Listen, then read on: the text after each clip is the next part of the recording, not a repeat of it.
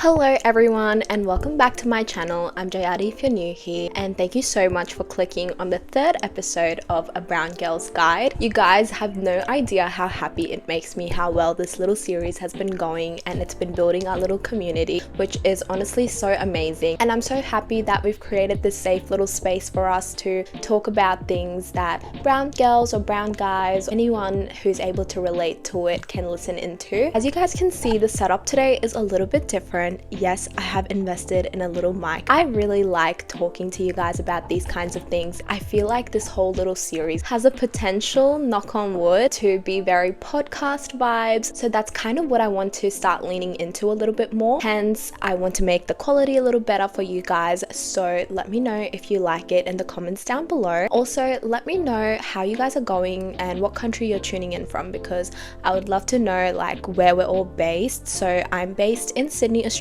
if you don't already know from my channel. If you guys can see today, I'm actually wearing my jumkas and I'm wearing a little bangle, like a bracelet cuff, because today's episode we're actually going to be talking about embracing your culture every single day. I feel like the brown culture or South Asian culture has been kind of criticized way too much in the media. There's constant racist jokes being made. Even in India, where I'm from, along with Western countries, South Asian people often feel afraid to be themselves because they're worried about how others might perceive them. I can truly say that I have been subject to that as well, which is a path that I saw myself going down in when I was around year 10, and I realized that that's not how I want to be. I feel like year 11 and 12 was a huge shift for me from when I changed schools to a more multicultural school where there were more people like me. I was able to relate to the people around me, and I realized that my culture is not something that I want to be ashamed of, rather I want to be proud of it. South Asian culture has such beautiful things and it's so unique to the rest of the world. It's just the way we represent ourselves proudly that can make the biggest difference. So as always, we have some pretty cool topics that we're going to be going through. It's going to be very insightful, and if you feel like you agree with me or disagree with me throughout this whole episode, feel free to put that in the comments down below, and I would love to have a conversation about these things, a discussion, and share your personal stories as I share mine today as well.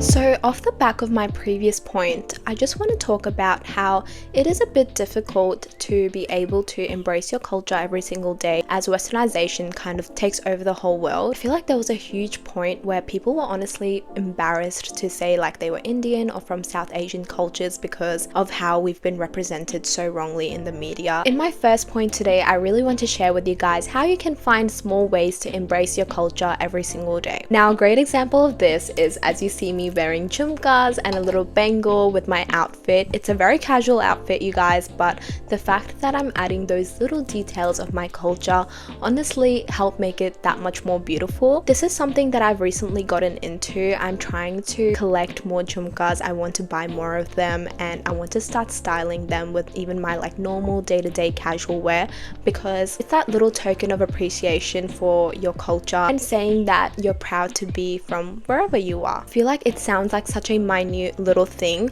but genuinely makes the biggest difference. And there's multiple ways that you can do it. In our culture, it is such a big thing to wear kajal. Kajal is like the black eyeliner that you wear on your waterline. If you're into makeup, like start implementing that in your makeup routine. I feel like that's just such a simple way that you can be representing your culture as well. And if you believe in something like warding off the evil eye, then I feel like that's a great way to do it as well. Or if you want to be more bold, you're a brown girl who loves to wear bindi. I feel like bindi looks so beautiful on South Asian girls. You can wear it with your casual clothing. I've actually seen like girls starting to do this where they wear like maxi skirts, cute crop top, and a bindi and some jhumkas, and it's the most casual, cute outfit, but it's that token of appreciation that they're showing to their culture. A lot of South Asian people these days not only just live in our home country but live overseas as well, like me. So I've been living in Australia since I was pretty much 8 years old. I used to feel embarrassed about little things like enjoying Indian dance or music because I thought that nobody else around me was into it, so it wasn't cool. And that is such a sad thing. And if you're in high school, if you love Indian dance, Indian culture, Bollywood movies, all of those amazing fun things, then don't be afraid to let it shine out of you and be a pioneer for it. You could start like a little dance club, you could start like a little movie club, whatever it is. I feel like if you are the one to take that initiative, you are empowering somebody else around you to be as open as you are with your hobbies and your passion. Such a powerful move and a powerful stand in a world where everybody feels like they need to follow whatever the popular trend is. Make your culture the new trend, guys. So the second topic for today is actually practicing meditation and mindfulness. If this is something that aligns with your values, I definitely recommend it, because in today's day and age, having a busy lifestyle has become so romanticized, especially from the culture that brown girls come from, or brown guys, or anybody who's able to relate to it. Sometimes it's fully embedded in you that you have to keep yourself busy in order to be efficient, in order to be productive, in order to kind of have a purpose in life. Honestly, your sole purpose in life is actually just to find your inner peace. Finding inner peace is one of the most toughest things to be able to do in today's world, because feeling like we need to be busy all the time has become such a prevalent idea that's been built in our brains since we're in school. I really encourage everybody out there who hasn't tried yoga or meditation. I feel like you would get a lot out of it. It just helps you practice stillness, it helps you focus on your body and your movements, helps you focus on your breathing and your mindset, and kind of cancels out the noise from your everyday life. Just know that meditation, you can make it your own, whether it's focusing on your breathing for 5 minutes every single day, or going to the gym and just having that everyday routine. I know a lot of people these days have that, and that's so amazing. Whether it's going for a simple walk, listening to your favorite music, whatever calms you, all of those things is you putting meditation into practice. As I am on my journey to embracing my culture a lot more, I want to own the fact that I come from a place where yoga and meditation and mindfulness originates from. And although those concepts have been extremely westernized these days, just know that our roots produced that and we can be proud of it. Although we might have been negligent of it growing up, I feel like we can unlearn that and learn to love where we come from by practicing these beautiful things that are actually so good for us and can make the biggest difference in our everyday lifestyle. Third topic in today's episode is actually learning a cultural art form. We have such beautiful art forms that originate from the South Asian culture, whether it is dance, music, paintings, even languages. We have so many of those as well. If I was to give a personal story, I actually recently took up Bharatanatyam, and I did used to learn it when I was a little kid, but I haven't done it in a little while. I used to love Bollywood dancing growing up and stuff. I would try to do it as much as possible. Never really mastered one specific type of dance. I feel like I was always kind of gravitated towards Bharatanatyam. Whenever I saw those dances on TV or movies and things, I used to think wow, I wish that was me. I wish I was able to do those things. And honestly, growing up, especially in the area that I live in, it did not have many people from my culture around, so I didn't know where to go to find these classes. But recently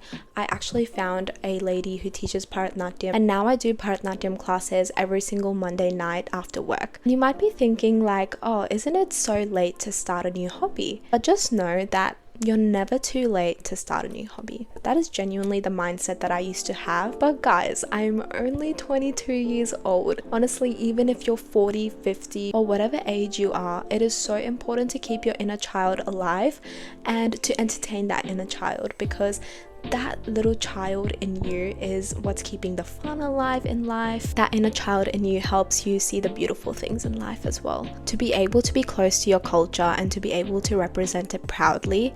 I go to work, guys, I go into the office and people ask me, oh, how's your Bharatanatyam classes going? And they might not be of the same culture as me, but they still love to know, because I showcase it so proudly that this is something that I do in my own time. It's always how you carry yourself and how you present yourself is how other people will perceive you as well. You should never leave anybody any room to be able to make fun of you, to be able to judge you or anything like that. Just know that by you being proud of your culture, learning to integrate it in your everyday life, you're actually building building those habits not only for yourself but for your future generations. Another point I really want to touch on is how important it is to find the right representation in media. As I was saying earlier, South Asian people have been depicted so badly in Western media. I really do recommend watching some great Bollywood movies and Indian movies that actually show some beautiful cultural things. Like in the more recent ones, I really did love Rocky Aur Rani Ki Prem Kahani, and I also really love the movie Two States as well. I really like Alia Bhatt's movies. I feel like they're really good. But in terms of like the old ones that I'm really into are like Maine Pyar Kiya, Hum Aapke Hain Kaun, and all of those ones that kind of like show family dynamics and very traditional scenes, traditional songs, dances, all of those sorts of things.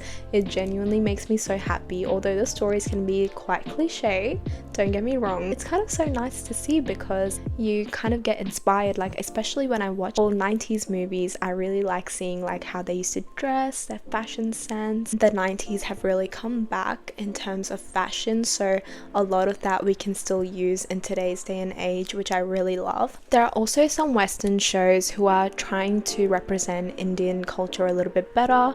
I feel like Never Have I Ever did somewhat of a more decent job compared to other shows. Never Have I Ever, it's nice to see that the central character is a brown girl. Even in the new Mean Girls movie, it was so cool to see that Avantika, the actress, played the character of Karen, was so opposite to the stereotype that Indian people are usually shown in. Actually haven't seen the movie, but I did listen to like her singing and I saw her scenes and stuff. She did such an amazing job. I've actually started following her on Instagram and stuff as well. I love her personal style as well because she also does this thing where she wears like the jhumkas and the bangles. She always has like a bindi on, even if she's dressed very casual. I really love that about her. And of course, another form of media is things like YouTube, TikTok, all of those things. Content creators like me, you can follow other brown creators as well who are proud of their culture, who are here to be pioneers for their culture and actually represent it in the right way. Honestly, where does the time fly when I'm doing these episodes, you guys? I feel like I can keep talking to you all forever about all of these topics that we've been discussing. Thank you so much for tuning in today, and if you have any feedback on how you liked this new format, definitely let me know in the comments down below. I hope that you're liking this whole podcast vibe. I really hope that one day I can start putting these episodes on Spotify as well. These are all the ways that we can be embracing our culture every single day, and you might think a lot of these are so small yet so simple, but that's exactly where we need to start. We need to start with those daily and weekly steps that we can be taking to be proud of our culture, to embrace our culture, and to be able to pass it down to future generations. Also guys, if you have any suggestions on what kind of episodes you would like to see on Brown Girls Guide, then I'm totally open to it. Feel free to message me, comment it down below, whatever it is. If you liked this video, make sure to give it a thumbs up, subscribe, and share it around with your friends. Share this video with somebody who you think will be able to relate to it so that we can build our community together and continue to have these kinds of amazing conversations. I'm so excited to be friends with you all. If you ever need me, I'm always a comment or message away. Other than that, I hope you guys have a beautiful rest of your week. Thank you so much for tuning into this episode, and I will see you guys next week with a brand new episode of Brown Girls Guide. Bye everyone!